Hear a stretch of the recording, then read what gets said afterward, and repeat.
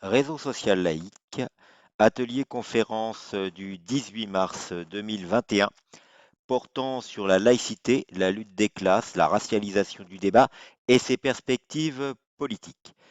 Intervenant Guylain Chevrier, militant laïque, docteur en histoire, enseignant, formateur et consultant. Bonjour à tous, j'étais en train de répondre à des personnes qui m'avaient dit qu'elles voulaient s'inscrire et qui n'avaient pas le lien. Donc voilà, ce qui explique que voilà, j'étais en train d'agir. Voilà, et maintenant on va passer aux choses sérieuses, si je puis dire. Alors, comme le disait Michel, on est sur quelque chose qui a à voir avec on est sur un atelier, donc on est sur une démarche qui vise à vous présenter on va dire, un certain nombre d'idées à partir desquelles une certaine grille de lecture d'un sujet, d'un thème qui a été posé, qu'on pourrait simplifier en le ramenant à laïcité et lutte des classes, puisque c'est ça qui nous préoccupe. Quelle relation peut-on imaginer entre ces choses qui paraissent assez éloignées finalement l'une de l'autre, et donc avec ensuite une interaction entre nous sur donc des interrogations, puisque je ne prétends pas détenir l'ensemble des savoirs sur le sujet, mais poser un certain nombre de questions. Alors mon point de départ, c'est tout d'abord eh bien de se poser la question aujourd'hui vis-à-vis d'une société de plus en plus diverse, de plus en plus aussi marquée par la division du travail, les statuts et les rôles. Comment on peut faire société? C'est la question qui est posée autour donc de la bataille donc, qui concerne un certain nombre de ceux qui sont là ce soir, mais qui me concerne plus particulièrement, cette défense de la République laïque et sociale. Comment faire société aujourd'hui? Et on voit bien donc à quel affrontement on a affaire entre une démarche qui vise donc au droit à la différence et au retour des tribus, et face à cela, à la question de la réaffirmation de l'égalité entre les individus, par-delà leurs différences, sans les nier, mais considérant que pour faire société, il faut d'abord mettre un certain nombre de choses en commun. Et je crois que du point de vue justement de l'histoire, on a perdu un peu le fil d'une vision d'ensemble que pouvait nous donner la vision marxiste à travers une certaine compréhension de loi générale de l'histoire. Et donc, lorsque Marx énonce l'idée que la lutte des classes est le moteur de l'histoire, il donne quand même une clé pour lire quel est le destin humain. Alors, on pourrait dire face à cela, la démocratie, qui est une autre réponse d'une certaine manière, qui pose la question de savoir pour l'homme quelle est l'histoire qu'il fait, lui donne les moyens, donc l'homme s'est donné les moyens avec la démocratie, d'écrire d'une certaine manière son destin commun. Alors ça, c'est une écriture qui se fait au fur et à mesure, en quelque sorte. La démocratie étant une sorte d'outil d'ajustement de la société aux besoins de la société, si on veut le prendre dans l'esprit du politique vis-à-vis de la fin des fins du politique, qui est le bonheur commun, qui est d'ailleurs rappelé à la fin de la Déclaration des droits de l'homme et du citoyen. Donc, le travail que je crois que fait aussi le réseau social et laïque, c'est essayer de redonner du sens à la notion de projet politique, donc de sens commun. On fait société, on ne peut pas exister en faisant société seule. Ça ne peut pas être une addition de différences. Il faut avoir à l'esprit qu'on est relié par un certain nombre de liens, précisément, de valeurs, de principes, et que c'est ça qui est en jeu, et comment aussi reprendre le pouvoir sur ces valeurs et ces enjeux pour que le peuple puisse prendre la place qui lui revient dans cette capacité à décider précisément de l'avenir commun. Donc, moi, je me situe dans cette perspective très clairement. Alors, tout d'abord, définissons un peu les termes de ce que nous abordons. Je vais essayer de ne pas faire plus de 20 minutes, je me surveille.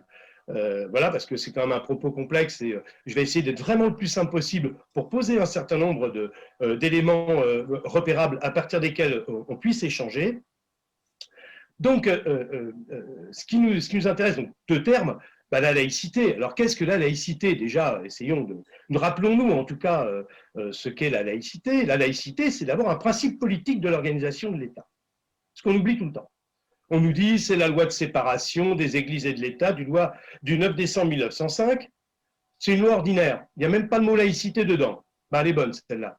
Mais à l'article 1er de la Constitution, il est indiqué que la France est une république indivisible, laïque, démocratique et sociale. La laïcité est un des attributs fondamentaux de notre République, indissociable des autres. J'essaierai de le montrer. Donc, la laïcité, c'est un principe politique d'organisation de l'État. Il n'y a pas de droit et liberté concevable si l'État est sous la tutelle religieuse. C'est une absolue évidence.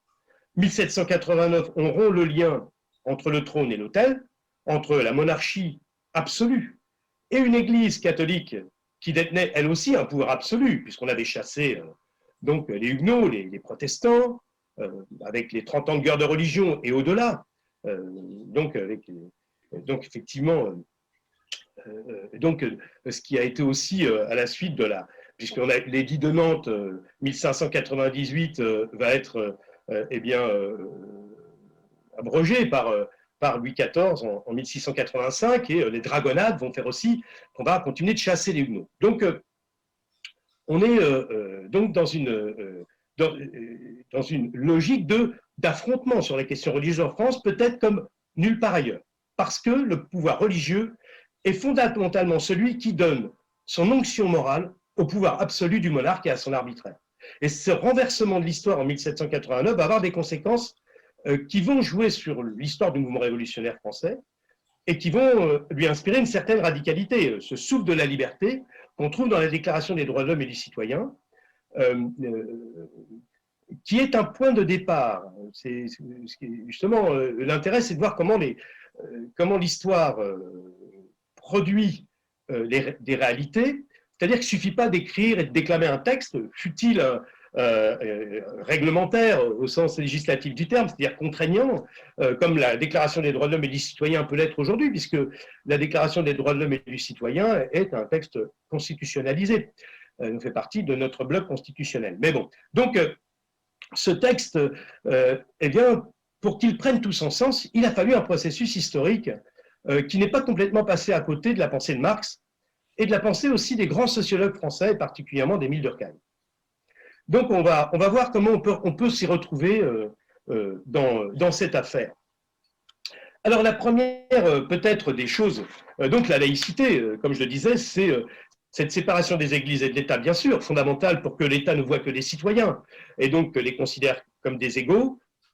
Et en même temps, le fait de ne pas faire prévaloir une différence sur les autres permet à toutes les différences de vivre ensemble sans la crainte que l'une d'entre elles prenne le pouvoir sur les autres. Donc la laïcité protège non seulement l'égalité, mais sans l'égalité, il n'y a pas de droit à la différence. Ça n'existe pas. Il n'y aurait que la guerre entre les différences. Donc déjà, on voit que ce principe est très important. Contrairement justement à la façon d'opposer parfois article 1er de la Constitution qui se réfère à l'égalité des droits. Ben oui, si on n'a pas l'égalité des droits d'abord, comme Nelson Mandela le disait, il ne disait pas le droit à la différence ou aux communautés, il disait un homme, une voix. Voilà l'arme fondamentale et fatale contre l'apartheid. Donc je crois qu'on est sur cette vision laïque, donc qui montre un État laïque en France, et d'ailleurs le seul qui est allé aussi loin, puisque la France est non seulement un État séparé des églises, mais aussi donc un système de l'éducation nationale, un enseignement public qui est séparé du religieux et qui s'est laïcisé. Alors on va justement essayer de comprendre comment ce mouvement révolutionnaire français, on ne voit pas de lien finalement avec la laïcité. On dit il y a la République laïque et sociale, mais quel lien on peut faire? C'est vraiment là-dessus que je vais porter effectivement mon développement. Alors, qu'est-ce que nous dit du coup, qu'est-ce que nous dit Marx plus particulièrement concernant son approche de la question de l'histoire? Et évidemment, puisqu'il dit que le moteur de l'histoire, c'est la lutte des classes, il oppose une contradiction fondamentale entre le prolétariat, qui fait partie du développement des forces productives, et donc des forces productives et de l'appropriation privée des moyens de production, contradiction fondamentale qui, pour lui, doit générer le fait que la classe ouvrière, prenant conscience de son état de classe, donc conscience de classe, donc ça fait appel à la conscience de classe, et donc va, en bouleversant l'ordre des classes et en abolissant les classes, transformer le monde. Voilà. Donc, porteuse d'une transformation révolutionnaire, Marx considérant que si on a jusque-là tenter de comprendre le monde, il s'agit surtout de le comprendre pour le transformer. Donc on est dans une démarche de rationalisation qui est issue aussi des Lumières, qui est issue de la Révolution française. Pourquoi? Parce que, eh bien, bon là, c'est un peu Max Weber sur sa façon de penser l'État légal rationnel. Il nous dit, voilà, entre autres, un des aspects de l'action sociale, c'est moyen rationnel pour but rationnel. C'est ça que Marx nous propose. C'est quand même quelque chose de très nouveau dans l'histoire, l'air de rien. Mais il nous dit surtout que la critique de la religion est la condition préliminaire de toute critique. Parce qu'il considère la religion comme une aliénation au sens où la religion donne donc sa conscience morale au capitalisme, puisque les derniers seront les premiers, les plus pauvres respectant leur état de pauvreté, puisque Dieu leur impose cette épreuve les qualifie les premiers pour le paradis. Donc on voit comment l'usage que l'on fait de la croyance, et particulièrement incarné à travers l'Église catholique, comment eh bien, cela se traduit par un système de domination. Le capitalisme prenant en charge effectivement cette conception du religieux et qui vient justement à faire dire à Marx que lutter contre la religion, c'est donc indirectement lutter contre ce monde-là dont la religion est l'arôme spirituel. Pas bien, mais il y a une dimension psychologique très forte chez Marx. Hein. Souvent, on sous-estime. Mais on est sur une notion de contradiction antagonique dont le dépassement peut apporter donc la transformation d'une société vers le bonheur commun. Alors, il y a un peu de déterminisme historique d'une certaine manière. Est-ce que l'histoire s'arrête après? Bon, il n'a pas vraiment dit ça, mais c'est vrai que ça peut donner cette impression. En tout cas, dans les régimes communistes, ça s'est traduit par une histoire qu'on arrête, l'individu n'existe pas du point de vue de ses droits et libertés, ou très peu, à travers le parti unique. Donc, on est dans une logique. Et puis, laïcité n'est pas athéisme, hein, bien évidemment. Laïcité n'est pas athéisme. La laïcité, nul ne peut être inquiété pour ses opinions même religieuses, article 10 de la Déclaration des droits de l'homme et du citoyen, qui s'est traduite dans, effectivement, donc notre conception de la laïcité. Donc on a avec Marx, je ne développerai pas plus, d'ailleurs je le dis, je ne suis pas spécialiste de Marx, par contre je relève un certain nombre d'éléments qui sont intéressants. Parce que ces éléments, et cette idée de classe, de prolétariat, donc et classe ouvrière moteur de l'histoire, finalement, quelque part, oui, c'est vrai. Et c'est prouvé, c'est prouvé. Alors on va voir comment ça, et c'est prouvé à travers la République laïque et sociale. Alors je vais passer un peu à mon postulat, qui est celui à proprement parler de voir comment cette bipolarité entre laïcité et lutte des classes peut être projetée sur l'histoire, particulièrement sur l'histoire du 19e siècle, qui est celle qui m'a le plus intéressé de ce point de vue. Parce que, figurez-vous, qu'au XIXe siècle, malgré la Déclaration des droits de l'homme et du citoyen, nous sommes encore dans une société largement dominée par l'agriculture. Qui dit dominée par l'agriculture, une société largement dominée par des communautés, la communauté villageoise, la communauté familiale, la communauté religieuse. L'individu n'existe quasiment pas dans la société du début du XIXe siècle. Bien sûr, on commence dans les centres urbains, dans les milieux bourgeois, à développer un individualisme. Mais l'individu de droit n'existe pas dans les faits. Pourquoi? Parce que d'abord, il est pris dans des logiques communautaires qui le dépassent et le subordonnent. Ce qui a été analysé par Émile Durkheim, très bien d'ailleurs. Et précisément, à quel mouvement allons-nous assister? D'abord, rappelons qu'au début du XIXe siècle, les enfants de 5 ans descendent dans la mine. On travaille 7 jours sur 7, 18 heures par jour, parfois plus.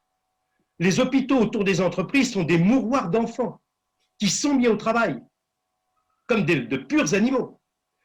Et donc, la théorie selon laquelle la main invisible du marché réglerait le problème et la libre concurrence des individus concourrait au bonheur commun est totalement, donc, effectivement, abattue par le fait que ce capitalisme de libre concurrence et de ce marché à la main invisible se traduit par une immense pauvreté. Alors que pour beaucoup, on va, avec la crise agraire qui marque le 19e siècle, on a une population qui va aller de la campagne vers les villes pour constituer ce prolétariat urbain avec le développement de l'entreprise et donc de l'industrie. Mais alors, qu'est-ce qui va se passer comme élément majeur, comme événement majeur dans ce 19e siècle? Eh bien, c'est le fait que ces populations qui sortent des villages et qui étaient pris dans des liens communautaires vont se retrouver dans une situation de salariés, un contexte de division du travail très important qui va donc individualiser ces personnes, ces individus qui viennent d'un autre monde et les transformer donc à travers le rapport à un salaire individuel en individus de droit par essence, même malgré eux, en leur indiquant d'une certaine manière le fait qu'à être isolé comme individu, il n'est pas d'autre solution que s'allier avec les autres individus pour constituer une force, à condition d'en prendre conscience. Ce sera long. Il faudra attendre un certain nombre d'événements, bien sûr, des révolutions. 1830, plus une révolution républicaine vis-à-vis de la Restauration, et vis-à-vis des principes républicains qui sont piétinés. Mais 1848, bien sûr, avec la Seconde République et les ateliers nationaux qui sont l'ancêtre de nos services publics et des entreprises publiques qui visent par l'État à résoudre la question du chômage qui existe à ce moment. Mais elle sera de courte durée, effectivement, et puis avec le Second Empire, et puis là, bien sûr la Commune de Paris, qui sera à la fois laïque et sociale, pour le coup, et on a ensuite d'autres événements qui vont suivre avec, bien sûr, le Front populaire, qui va être le moment où va exploser, en quelque sorte, la puissance de cette classe ouvrière qui va imposer un peu ses règles, ses codes, finalement, dans ce souffle de la liberté de l'individu, qui se construit donc, et bien sûr, le programme du Conseil national de la résistance, qui va reprendre à la fois les acquis du Front populaire, les 40 heures de travail hebdomadaire, 15 jours de congés payés, puis création des comités d'entreprise, et puis donc le Conseil national, effectivement, donc le CNR, donc qui va eh bien, aussi, bien sûr, créer la sécurité sociale, qui aura connu des éléments un peu embryonnaires avant, mais là on rentre dans une autre réalité, et d'ailleurs je reviendrai dessus à propos de ce qu'on appelle la démocratie sociale, parce que là, on a aussi quelque chose de tout à fait fondamental qui ressemble beaucoup à ce que Marx avait imaginé. Et donc, le fait que les travailleurs eux-mêmes, enfin ceux qui cotisent, prennent en charge, et particulièrement les travailleurs, la gestion de leurs propres besoins, puisque la sécurité sociale, c'est quand même chacun cotise selon ses moyens et reçoit selon ses besoins. C'est du pur communisme, ça, quand même. Hein. Donc, on a cet aboutissement. Alors, je reviens à mon 19e siècle, pardon, pour finir sur cet aspect. Donc, on a cet individu de droit qui va se constituer d'abord parce qu'il va être surexploité et donc il va être amené à devoir réagir. Donc, des individus qui ont perdu leur protection communautaire aussi, il ne faut pas l'oublier, parce qu'il y avait des protections communautaires dans le cadre donc de la communauté villageoise, familiale ou religieuse, mais qui avait pour pendant le fait de se soumettre à une organisation sociale qui n'était pas discutable, qu'on ne pouvait pas questionner. L'individu n'avait pas de liberté en propre. Donc, pour conquérir ses droits et libertés individuelles, il va falloir qu'il y ait effectivement des révoltes sanglantes, bien sûr, et qui vont aboutir donc 1864 au droit de grève et 1884 à l'autorisation des syndicats, 1895, premier syndicat de l'histoire, la Confédération Générale du Travail, donc la CGT. Alors je reviens sur mon explication et je reviens à Émile Durkheim. Ce qui est intéressant, c'est ce que nous dit Émile Durkheim pour qu'on comprenne de quoi il s'agit, comment cet individu a pu émerger effectivement de l'histoire. Eh bien, Émile Durkheim nous dit, dans ce passage de cette France des communautés à cette France de l'individu, il nous dit il y a eu la division du travail qui a fait qu'on est passé d'une solidarité mécanique qui est une solidarité communautaire, qui a été dépassée. Et donc, on est passé à une solidarité organique, selon la volonté de s'unir entre eux des individus. Vous voyez la pensée révolutionnaire qu'il y a derrière Émile Durkheim, grand sociologue, qui fait sortir de la boîte d'une certaine manière, Marx, puisqu'il nous dit que c'est bien la constitution de cette classe comme prolétariat qui a été ce moteur de l'histoire qui va s'affirmer progressivement pour imposer devant elle un certain nombre de principes communs qui sont bien sûr des acquis sociaux. Si on prend le programme donc, du Parti ouvrier français de 1880 de Jules Guesde, c'est extraordinaire. Alors je vais essayer de le lire sans prendre trop de temps, mais c'est complètement incroyable. Voilà quel est le programme de ce parti, tout ce qu'on a acquis depuis. Tout ce qu'on a acquis depuis. Suppression du budget des cultes. Repos d'un jour par semaine. À l'époque, bien sûr, on travaille 7 jours sur 7. Le repos dominical viendra en 1906. Réduction légale de la journée de travail à 8 heures pour les adultes. Interdiction du travail des enfants. Le travail des enfants va être limité par l'école publique qui va imposer, d'une certaine manière, l'instruction obligatoire jusqu'à l'âge de 13 ans, gratuite et neutre religieusement. Mais on a aussi, c'est ça qui est formidable, donc interdiction légale des patrons d'employer des ouvriers étrangers à un salaire inférieur à celui des ouvriers français. Égalité de salaire à travail égal pour les travailleurs des deux sexes.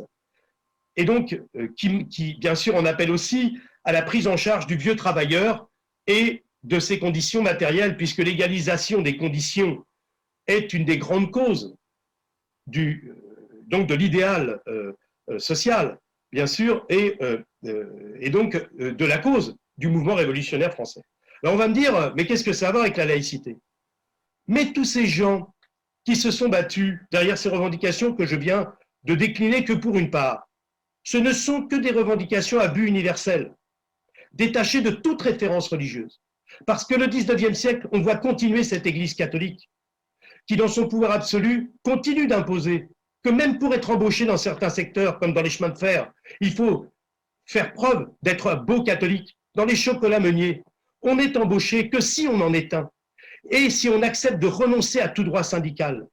Donc on voit très bien l'importance que l'Église continue d'avoir dans l'organisation d'un capitalisme dont le travailleur ne peut s'émanciper du point de vue de la conquête des droits sociaux que par une action laïque, à but universel, détachée du religieux, qui rejoint la pensée de Marx, qui dit que le préalable à toute critique, c'est bien la critique de la religion et de l'utilisation du religieux comme moyen d'aliénation.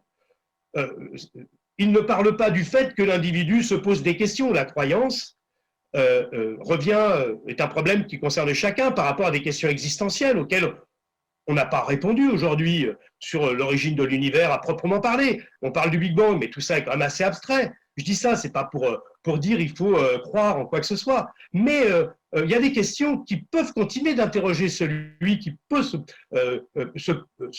projeter dans une certaine manière de penser le monde, où il peut avoir une croyance et en même temps être un rationaliste.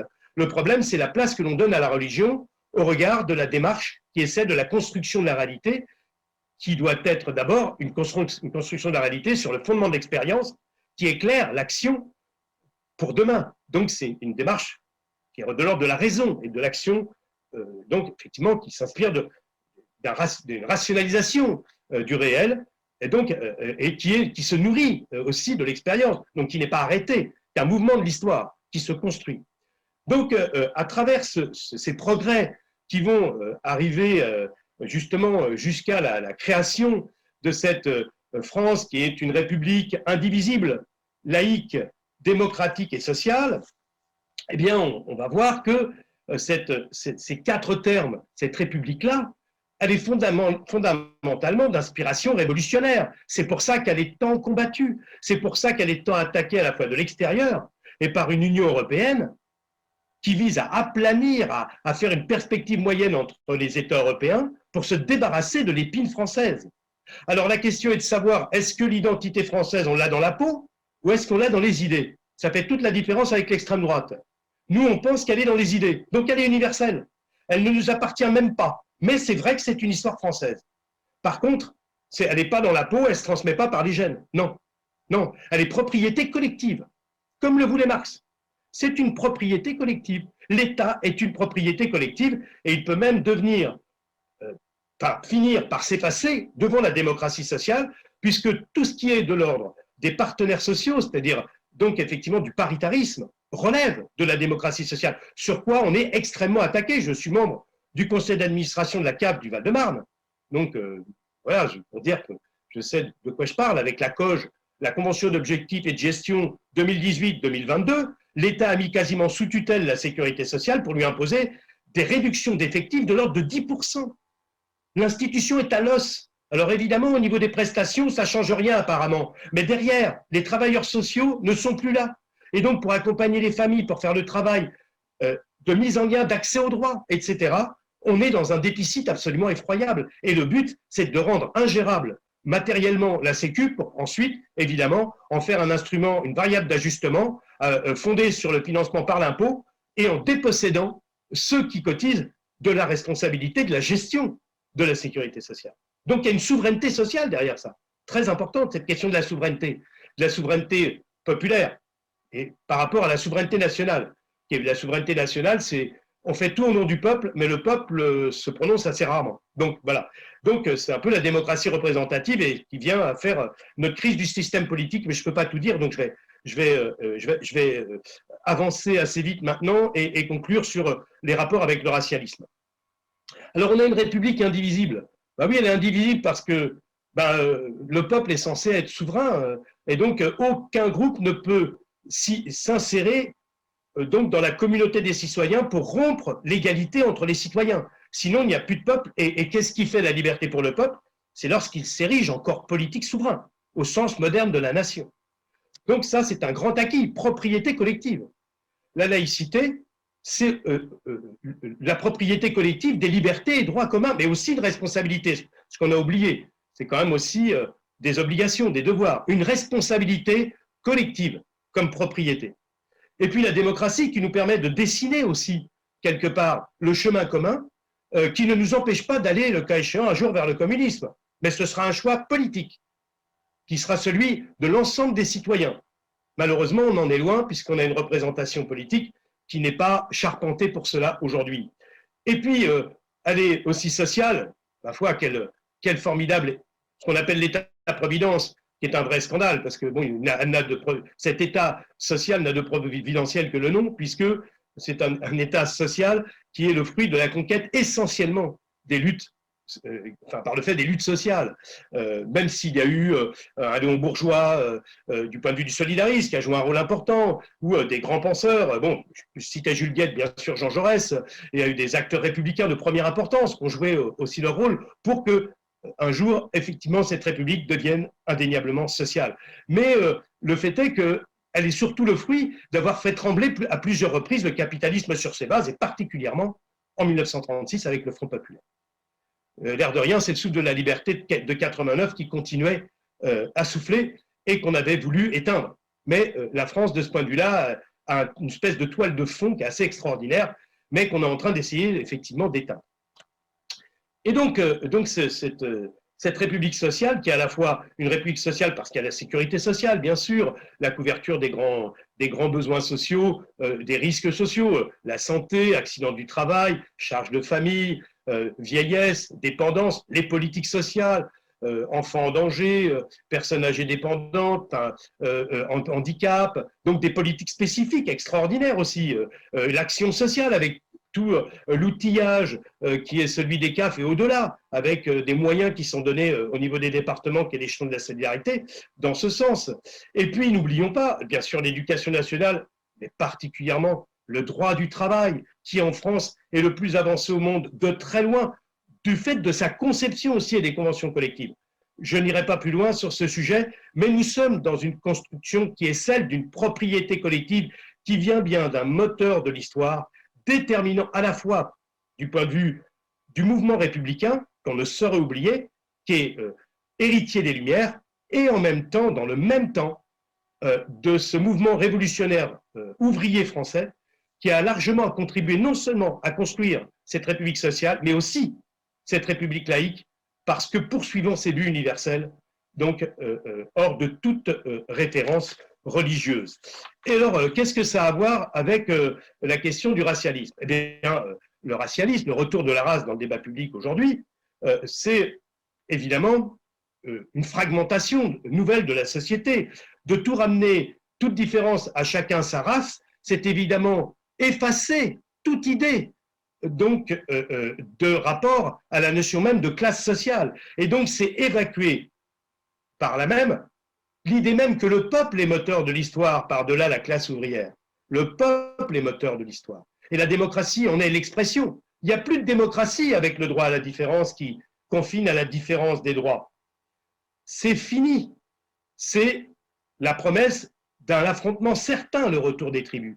Et d'autant plus que quand on commence à dire que tout viendrait, par exemple, des Blancs du fait de l'héritage colonial, on essentialise un groupe humain pour indiquer, d'orienter vers lui une hostilité en le désignant comme bouc émissaire à partir d'une essentialisation, ça porte un nom, le racisme. Et donc, c'est la cause universelle de la lutte contre le racisme, l'égalité des droits, qui fait qu'on se mélange plus que nulle part ailleurs en France. Et c'est ça qui permet justement de faire ce creuset français. Et cette France de l'intégration, si je puis dire, qui à la fois protège des droits et des libertés communs et des responsabilités, en même temps, tout simplement permet que des différences puissent exister et vivre ensemble, sans que cela, à partir du moment où elles respectent les principes. La liberté du droit à la différence ne vient pas empiéter sur la liberté d'autrui, puisque nous sommes dans un ensemble de libertés qui ne sont pas à mettre toutes sur le même plan, mais on est quand même sur un ensemble de libertés. Et d'abord, le fait que si la liberté de chacun commence donc là où s'arrête celle des autres, c'est aussi un bien commun avant tout, qui est donc à défendre. Et donc, les droits contre le droit nous amènent à cet effacement des classes sociales. Donc, la laïcité telle qu'elle se présente, eh bien, protège, du fait qu'elle protège des droits et libertés communs, des principes communs, elle protège l'idée même de l'existence de ces classes sociales et de continuer à pouvoir penser la transformation sociale en s'appuyant sur ce moteur qui est celui des classes sociales dans l'histoire, qui donne raison à Marx d'une certaine façon, puisque beaucoup de nos acquis sont dans la continuité de la pensée marxiste, même si cette pensée est bien sûr à reprendre, puisque Marx voyait l'État comme un État bourgeois avant tout, du fait de ce qu'était le 19e siècle, alors que l'État, progressivement, il lui a été imprimé un certain nombre d'acquis sociaux qui ont transformé un peu sa nature et qui en ont fait un État plus à la fois garantissant des libertés en général et des libertés économiques et sociales. Mais nous sommes vraiment, pour moi, au milieu du gué.